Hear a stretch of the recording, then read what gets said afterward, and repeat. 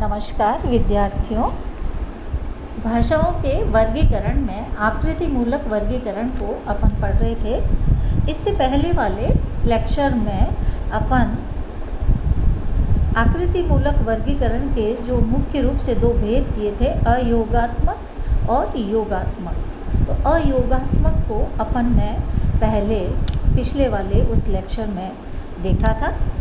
अयोगात्मक भाषाएं में संबंध तत्व का बोध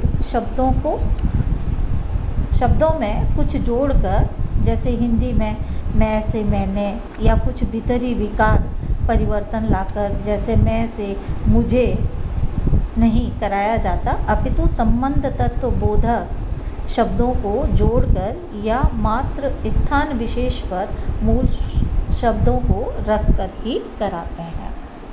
और इसमें मुख्य रूप से चीनी भाषा है, और चीनी भाषा के अतिरिक्त अफ्रीका की सूडानी, एशिया की मलय, अनामी, बर्मी, श्यामी और तिब्बती आदि भाषाएं भी लगभग इसी प्रकार की है। आज अपन योगात्मक भाषाओं का जो भेद है, इसके पुनः 3 भेद किए हैं: प्रश्लिष्ट योगात्मक, अश्लिष्ट योगात्मक और श्लिष्ट योगात्मक।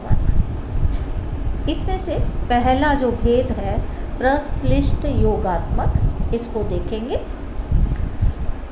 अयोगात्मक भाषाओं में अर्थ तत्व तथा संबंध तत्व में योग नहीं होता है, या तो संबंध तत्व की आवश्यकता ही नहीं होती, केवल स्थान क्रम से ही संबंध का पता चल जाता है, या संबंध तत्व रहता भी है तो वह अर्थ तत्व से मिलता नहीं है।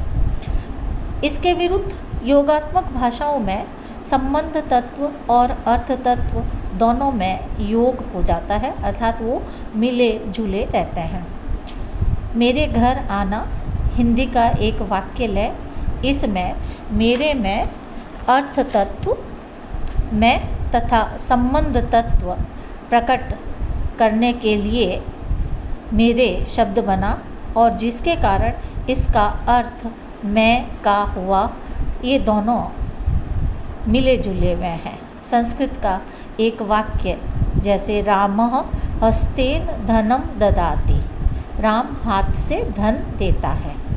इसका ये उदाहरण अगर हम लेते हैं तो इसमें राम अर्थ तत्व है, और अह ये संबंध तत्व है, हस्त ये अर्थ तत्व है, और एन ये संबंध तत्व है, धन अर्थ तत्व है, और संबंध तत्व है, तथा दा देना ये अर्थ तत्व है, और ती ये संबंध तत्व मिले हैं। या इन अर्थ तत्वों और संबंध तत्वों में योग है। इस योग के कारण ही ये भाषाएं योगात्मक कही जाती है। संसार की अधिकांश भाषाएं योगात्मक है। इन योगात्मक भाषाओं को योग की प्रकृति के आधार पर 3 वर्गों में बांटा गया है: प्रश्लिष्ट योगात्मक, अश्लिष्ट योगात्मक और श्लिष्ट योगात्मक। यहाँ मैंने अश्लिष्ट, श्लिष्ट और प्रश्लिष्ट को बाद में इस में बताया है, लेकिन अपन सबसे पहले प्रश्लिष्ट योगात्मक भाषा को देखेंगे। प्रश्लिष्ट योगात्मक भाषाएं में संबंध तत्व और अर्थ तत्व का योग इतना मिला जुला होता है कि उन्हें अलग अलग न तो पहचाना जा सकता है और न एक को दूसरे से अलग किया जा सकता है। जैसे संस्कृत ऋतु से आर्तव या शिशु से शैशव। प्रश्लिष्ट योगात्मक भाषाओं के भी 2 भेद किए गए हैं। एक में योग पूर्ण रहता है और दूसरे में वो योग आंशिक रहता है। और ये दोनों भेद इस प्रकार है। पहला, पूर्ण प्रश्लिष्ट योगात्मक भाषाएं। इन भाषाओं में संबंध तत्व और अर्थ तत्व का योग इतना पूर्ण होता है कि पूरा वाक्य लगभग एक ही शब्द बन जाता है। इस प्रकार की भाषा की सबसे बड़ी विशेषता यह होती है कि वाक्य में पूरे शब्द नहीं आते, बल्कि उनका कुछ अंश छूट जाता है और इस प्रकार आधे आधे शब्दों का संयोग से बना हुआ एक लंबा सा शब्द ही वाक्य हो जाता है। ग्रीनलैंड तथा अमेरिका के मूल निवासियों की भाषा इसी प्रकार की है। कुछ उदाहरण लिए जा सकते हैं। जैसे एक उदाहरण है दक्षिणी अमेरिका की चेरोकी भाषा। नातेन का अर्थ होता है लाओ, और अमोखोल का अर्थ होता है नाव, और निन का अर्थ होता है हम। तो इन शब्दों से वाक्य बनाने के बाद थोड़े थोड़े अंश छोड़कर इस प्रकार एक दूसरे से मिलते हैं और एक बड़ा सा शब्द बन जाता है। जैसे नाधोली निन, हमारे पास नाव लाओ। दूसरा इसका जो भेद है प्रश्लिष्ट योगात्मक भाषा का, वो है आंशिक। पहला तो था पूर्ण प्रश्लिष्ट योगात्मक भाषा, और दूसरा जो भेद है वो है आंशिक प्रश्लिष्ट योगात्मक भाषाएं। इन भाषाओं में सर्वनाम तथा क्रियाओं का ऐसा सम्मिश्रण हो जाता है कि क्रिया अस्तित्वहीन होकर सर्वनाम की पूरक हो जाती है। पेरिनीज पर्वत के पश्चिमी भाग में बोले जाने वाली बास्क भाषा कुछ अंशों में आंशिक प्रश्लिष्ट योगात्मक है। इसके दो उदाहरण देकर यहाँ इसको समझा जा सकता है।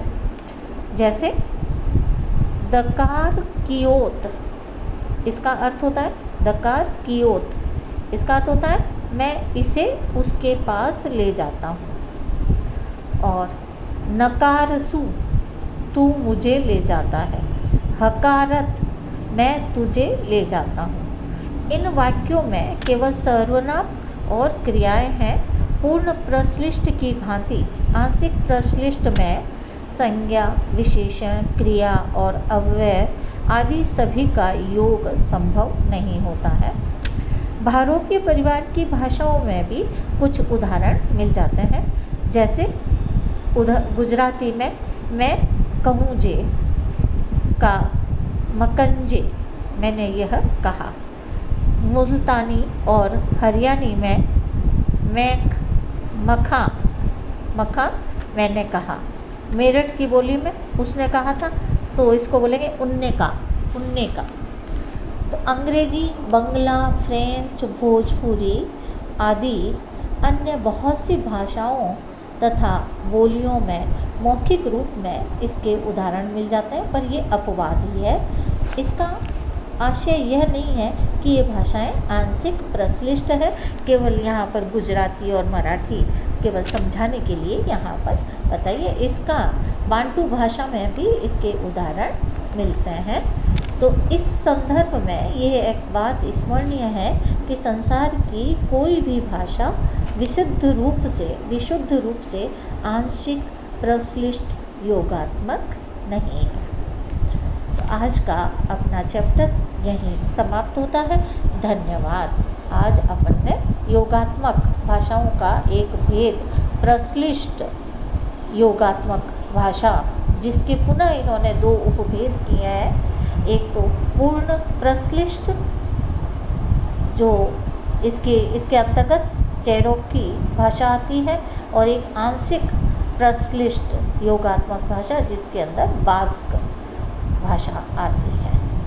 धन्यवाद। आज का अपना चैप्टर यहीं समाप्त होता है।